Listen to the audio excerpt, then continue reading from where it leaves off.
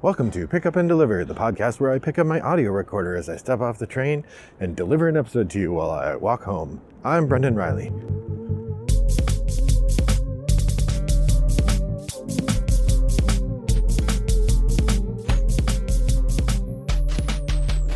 Well, good afternoon, listeners. It's a gloomy, cloudy day here in suburban Chicago. The weather is chilly, but not outrageously cold, though it does look like it could rain at any moment. So hopefully I won't get rained upon while I'm walking. I'm just on my way home from work on a Tuesday and happy to talk to you about some games.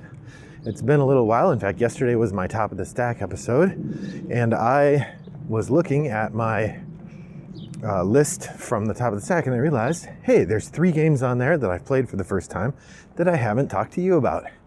So let's do it. That's right, it's time for Board Game Espresso Triple Shot.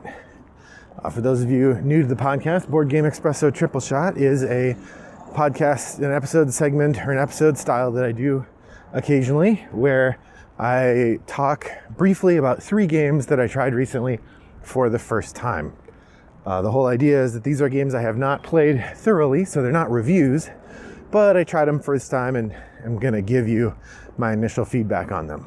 I also like to slip in one discussion of a game that came out of the dust recently, meaning I played it for the first times in a while recently. So I'm going to do that as well. So the first game I want to talk about today is Champions of Midgard. Champions of Midgard is one of my 3 Top of the Stack games for last month.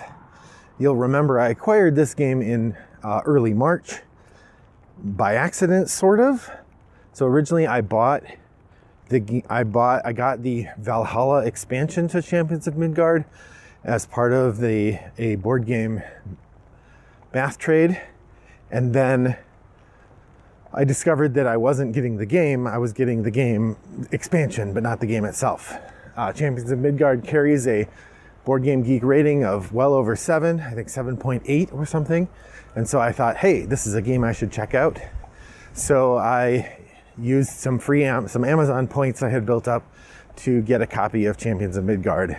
So I've not tried the Valhalla expansion yet, but I did pick up the base game of Champions of Midgard and I got to try it. If you haven't played it, Champions of Midgard is probably most easily described as a Lords of Waterdeep style game with a little bit of luck in dice. Basically, the way the game works, you are one of the potential new Jarls for a Viking village in sort of fantasy Viking times. There is a village with a number of different places that can get you resources, and then there are some locations where you can go adventuring. There are a couple different kinds of adventuring locations. There are trolls that come down from the mountains and mess with the village. There are other mountain monsters, Yundheim maybe are what they called.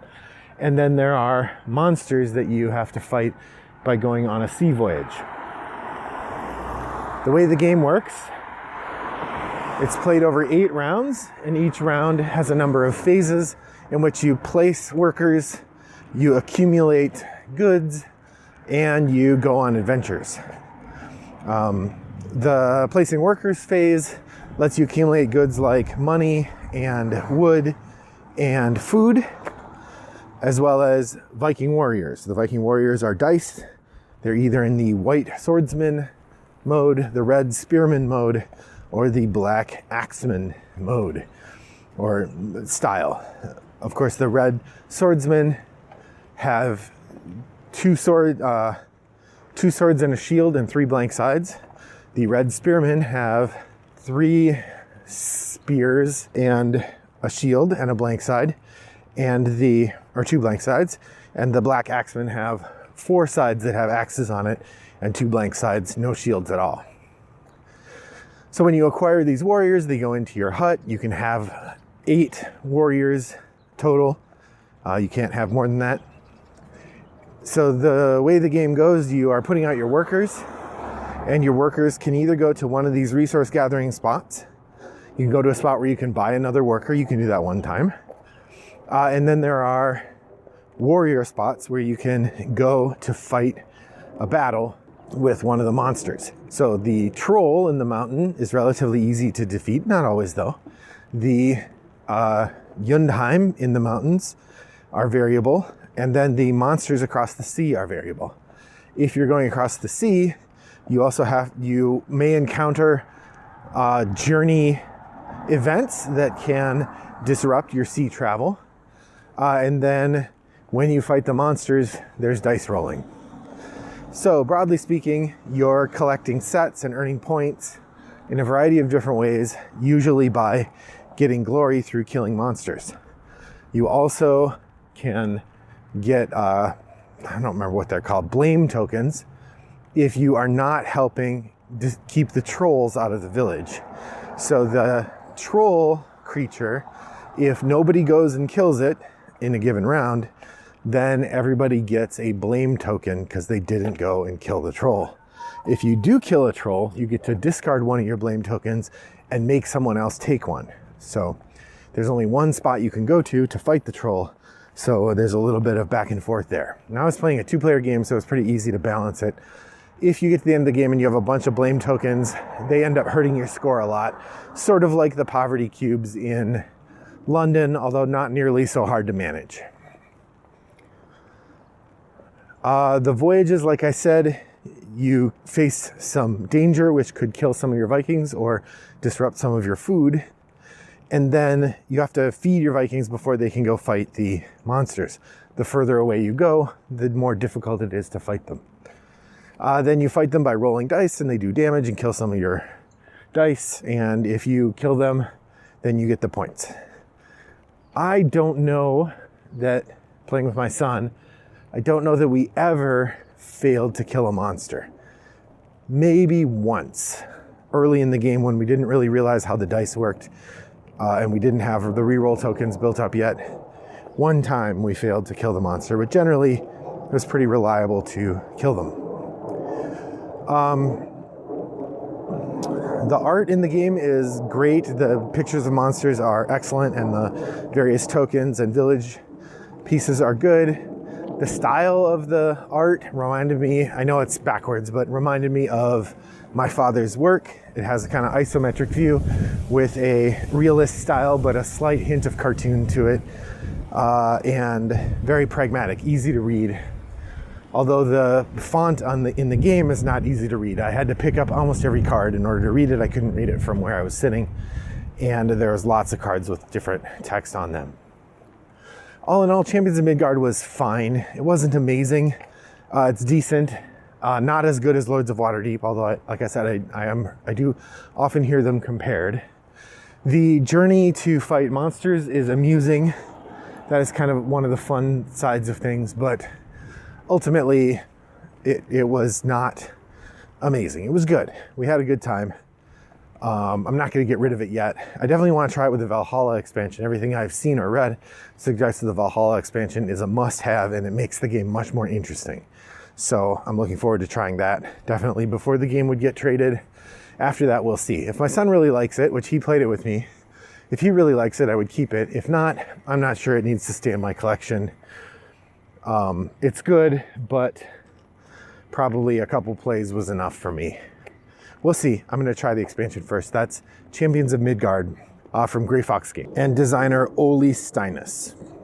All right, the next game I want to talk about is Risk Plants vs. Zombies. Risk Plants vs. Zombies is, of course, an adaptation of Risk published by The Op and designer Andrew Wolf.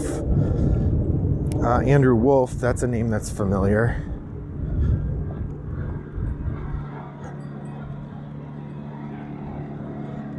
Oh, Andrew Wolf designed Harry Potter Hogwarts Battle, as well as quite a few other games for The Op. So Andrew Wolf is an in-house designer at The Op.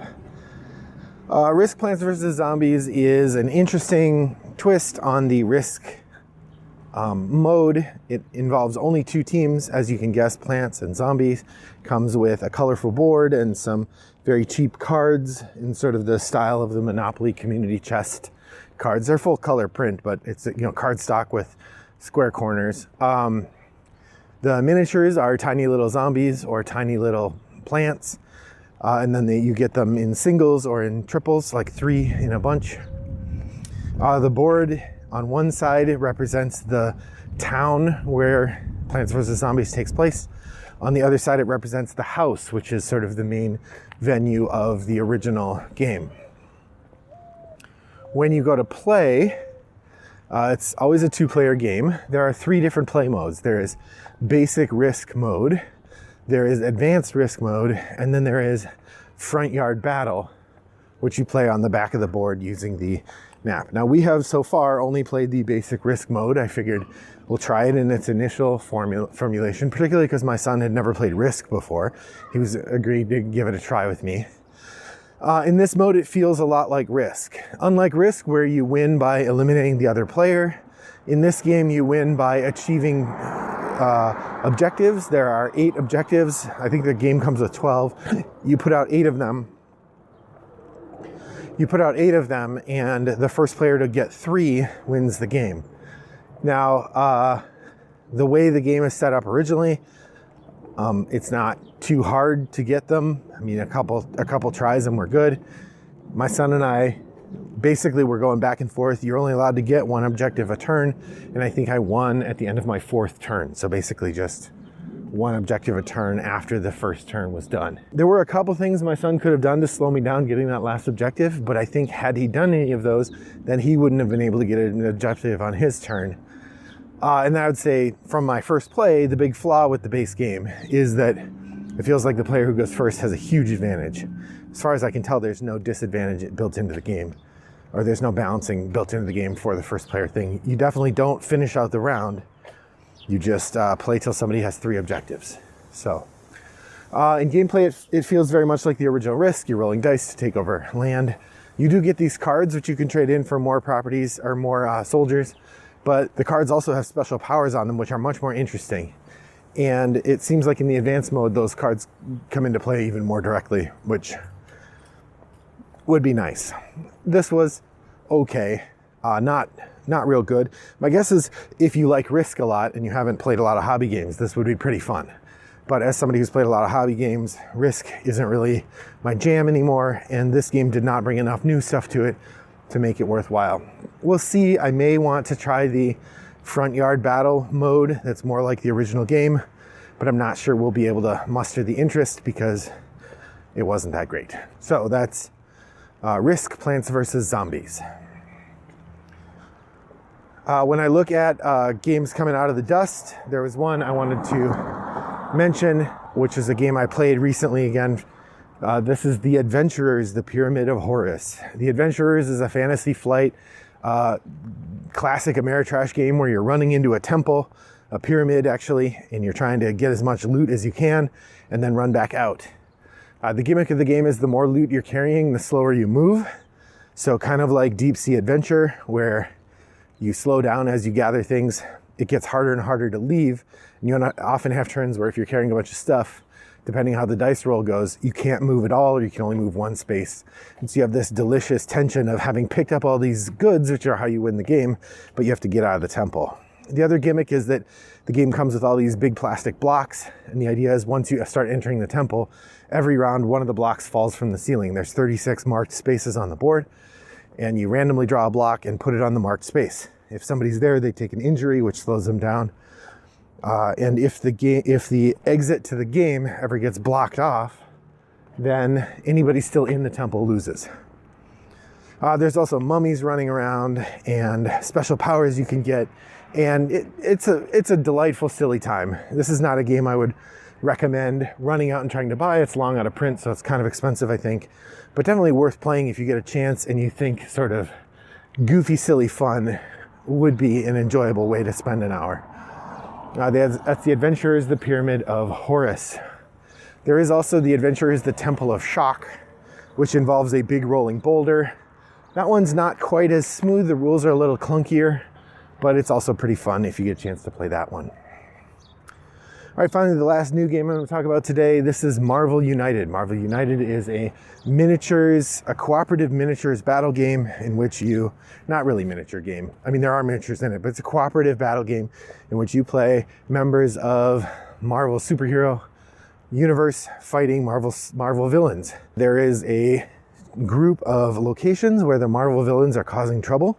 And as the heroes, you're running around solving problems, rescuing people, fighting the villains, and generally trying to win the game. This was not bad. I got this for $11 at a discount store. It's just the base game, so we have 6 heroes and like 4 villains that you can play. So we get a taste of the game. It's not the giant cornucopia of stuff that you get if you back the Kickstarter, but it was a fun little co-op. We had a good time trying to figure out how to beat Red Skull. We ended up coming down to the wire. In the game, there are a number of different ways you can lose, and one of them is, I think if the Red Skull runs out of cards or something, and we were just very close to losing when we won. Like it was like the next turn we would have lost, and we beat him. So that was a delight. The characters play a little bit different, but it's a very simple game. This would be a good thing to play with somebody who's a new gamer and you want to try something. You might get them in through the theme. The minis have this sort of chibi style that's cute and fun, and the art is great. So this was a fun time. I'm really glad I did not back the Kickstarter for hundreds of dollars.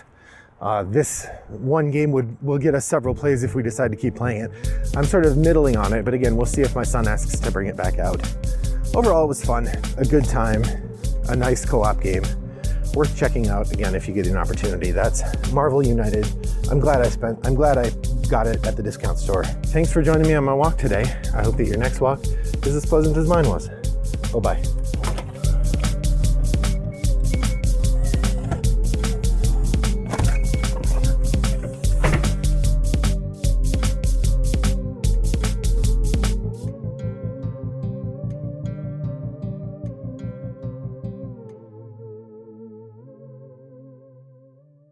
Brought to you by Rattlebox Games.